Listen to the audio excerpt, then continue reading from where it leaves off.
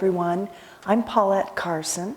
I'm the staff counselor here at Holy Cross, and I'm asking you to join me for a few minutes as we think about steps to take toward reframing our thoughts and our expectations as we get through this crazy time. So thoughts create feelings, therefore we have more control over our feelings than you may realize. You don't need me to tell you that the world as we know it is kind of upside down right now with mandatory stay-at-home orders, financial uncertainties, work shutdowns. And for us human beings, anytime we have forced change or the unknown, we become very anxious. We get senses of being powerless and restless. So let's contrast that for a minute with what Psalm 46:10 says, which is, "Be still and know that I am God." But let's face it, most of us aren't that good at being still mentally and emotionally. So as we consider these strategies for surviving and thriving during the pandemic quarantine, we want to start with acknowledging God's sovereignty. God's got this.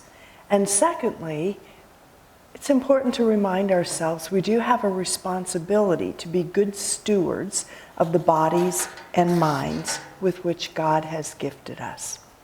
So as we start moving through some points of thought and action, you may recognize that you have seen or heard similar things recently. That's because this isn't rocket science. There are a number of ways that we can help each other, but they're limited and we're not going to have a lot of variety. However, here's the key. In order for you to benefit from any of this, you have to actually do it. So we'll start with talking about maintaining your activities of daily living. That just simply means the stuff that you do day in, day out to maintain your daily life.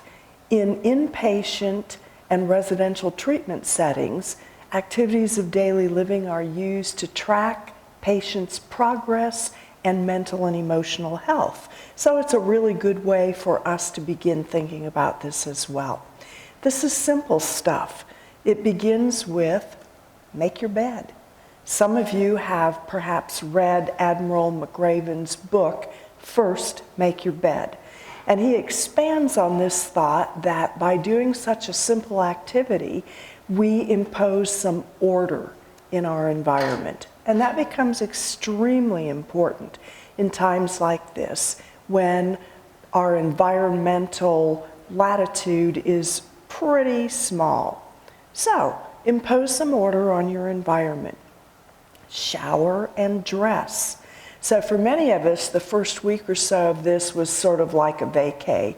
And we stayed in our jammies all day, and we ate and drank whatever we wanted to, and we binge watched TV. And while that can be really fun for a week or so, in the end, if you sustain that, you are going to end up with some mental and emotional chaos. So it's important that you get up, make your bed, shower, dress, feed yourself well. It's okay to have occasional treats, but this is not a time that you want to binge on sugars and processed foods. It's important to manage your alcohol because all of these intakes directly impact depression and anxiety. It's important to schedule your day, and this includes scheduling productive tasks, scheduling breaks, scheduling relaxation time, scheduling connection time, and scheduling adequate time for sleep. So now you have a structure to your day that provides some normalcy for you. Next is exercise. So exercise is always prescribed as something good. It's especially important now for a couple reasons. Even mild to moderate exercise increases the endorphins and allows the brain to release the neurotransmitters that are connected to feeling calm, feeling positive, that activate the pleasure and reward systems of our brains. So during this period of time, that becomes particularly important. It's even better if you're able to go outside and exercise in the fresh air and the sunshine. So right now our gyms are closed. Many of us didn't go to the gym anyway. So now we have an opportunity to be a little more creative. There are lots of apps that you can download on your devices to guide you through exercise at all levels, including seated exercise. Obviously, you can dance to your favorite music, you can go outside or inside and walk, or if you are watching TV, you can walk and march through the commercials. It's a great way for you to maintain some control over the endorphins and the neurotransmitters that you're releasing. Next, we're going to talk about breathing. Yes, you all know how to breathe. Presumably you're doing that now. But there is some research that demonstrates why breathing actually helps us to be calm and to reduce our stress. You've been told for a number of years, I'm sure, to take a deep breath when you're feeling stressed out or reactive. It's even more important if you can add some counting to that. Anytime that you breathe in a structured, regulated way, it signals the amygdala, which is the risk assessment part of your brain that's looking around all the time to see if you're in danger. When you breathe in a regulated way, you send a message to the amygdala that says, calm down, we don't need all this, it's all good. And the act of counting moves your brain activity away from your limbic brain, which is the primitive part of your brain. It's all about survival, and it is fear-fueled, up to the neocortex, where your more sophisticated and creative thinking can occur. So the simple act of breathing in a regulated way can clear your mind and reduce your stress. I'm going to take a minute to demonstrate what I call box breathing for you. I didn't make this up. It comes from Jim Donovan's Sound Health System, which is awesome, by the way. But I'm going to walk you through this. I'll describe it for you first, and then I want you to do it with me a couple times. So it goes like this. You empty your lungs. When you breathe in, you inhale through your nose, exhale through your mouth. So you begin by emptying your lungs, then rest 2, 3, 4, inhale 2, 3, 4, hold it 2, 3, 4, exhale 2, 3, 4, and repeat. Now, I'm going to do this a couple times. I want you to actually do it with me so you see how it feels. Everybody ready? Empty your lungs. Rest 2, 3, 4. Inhale 2, 3, 4. Hold it 2, 3, 4. Exhale 2, 3, 4. Rest 2, 3, 4. Inhale 2, 3, 4. Hold it 2, 3, 4. Exhale 2, 3, 4. Now, breathing exercises are counted just like physical exercises. So one repetition of that box breathing from the rest to the exhale counts as one repetition. It takes 8 repetitions or one set for you to signal your amygdala it's okay to shut all this high alert system down. And you will notice after doing 8 of these that you will begin to feel less stressed and your mind will feel clearer. I encourage you to practice this several times a day. You cannot overdose on breathing. Next, decrease your screen time. And by this, I don't mean simply not trolling Facebook or Twitter or Instagram. I also mean don't glue yourself to marathons of news coverage and virus coverage. The content of those broadcasts does tend to increase anxiety and increase cortisol production. So limit you're tuning in to what's going on in the outside world to 1 or perhaps 2 times a day. At the same time, it's really important to increase your cognitive challenges. And this is really simple stuff. So you can do puzzles, you can play games, you can go to online seminars, read books, explore new topics, indoor gardening, painting. All of these things create new neurons and new neuron paths in your brains, which keep you cognitively sharp and help battle depression and anxiety. You've all heard by now that social distancing does not have to equal social isolation. And it's really important for us to be able to take advantage of the technology that we have to participate in this way. So, what this means essentially is that we get out of our heads, we use our servant hearts, and we focus on others. This can be as simple as making kindness calls, initiating video chats, making and posting little notes, dropping off little surprises at your neighbors' doors, all the while maintaining your social distance. So, get out of your heads and think about others. Since I am a therapist, of course you're not going to get out of this without having some therapy techniques. So I am going to close by teaching you 3 simple but very effective cognitive behavioral therapy techniques that assist us in managing anxiety and depression. I will remind you, thoughts create feelings. And so when we take more control of our thoughts, we are better able to manage our feelings. So the first exercise I'm going to suggest to you is that of identifying what is in my control and what is outside my control.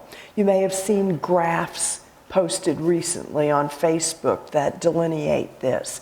It's helpful to just simply record it in columns. What are the things that I can control? What are the things that are outside my control? And once you've identified that, shift your focus to the things over which you have some control. This gives you the opportunity and the ability to consciously choose how to respond to situations rather than reacting. Obviously, we can't always control what's going on externally, but we can always control how we respond. Next, you may have noticed that you are experiencing intrusive negative thoughts. So you're working, you're trying to stay focused, you're trying to help your kids with homework, and intrusive, negative, worrisome thoughts begin to intrude. A stop thought technique is very helpful in dealing with this. And here's the thought stop technique. Quite simple. As soon as you've identified that there is a negative, intrusive thought train, you stop. You acknowledge that negative thought and actually focus on it. Next, you get your attention. If you happen to be by yourself, you can actually shout out, "Stop it."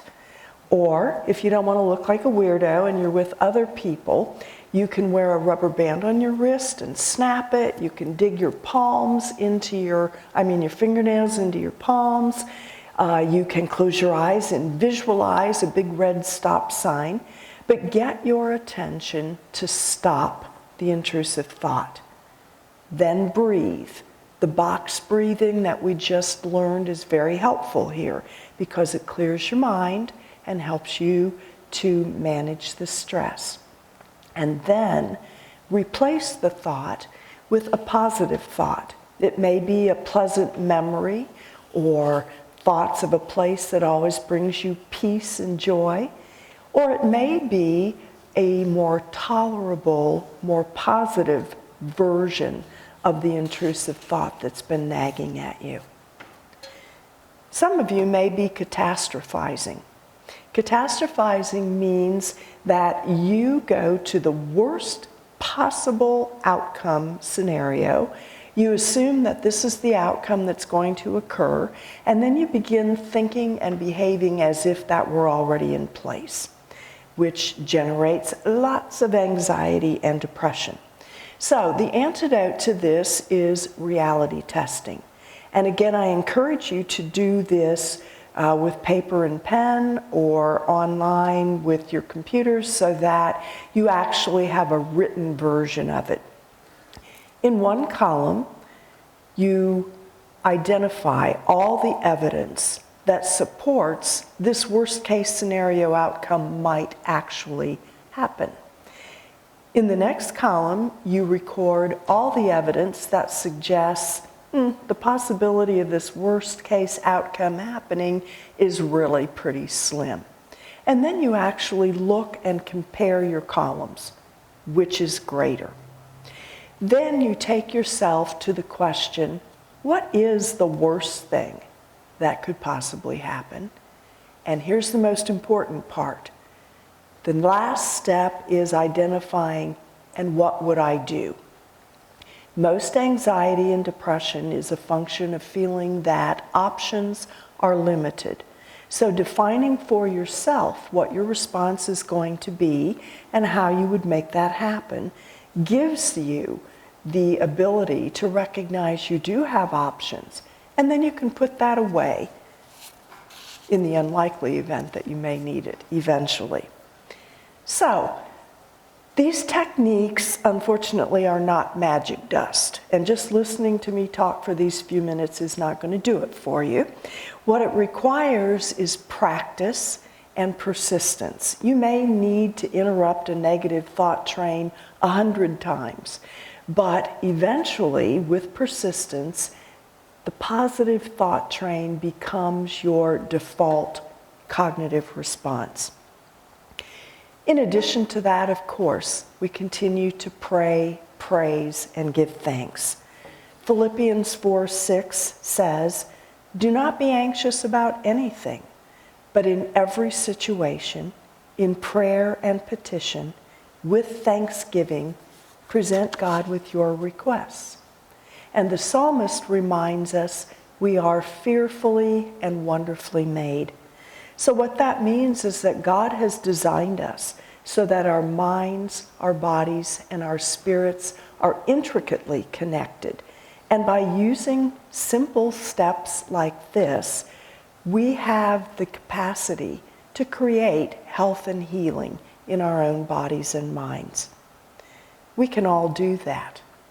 In the event that you are feeling the need for a private consultation, or you would like to discuss a challenge that has been particularly stressful for you, email me at pcarson@hclc.info.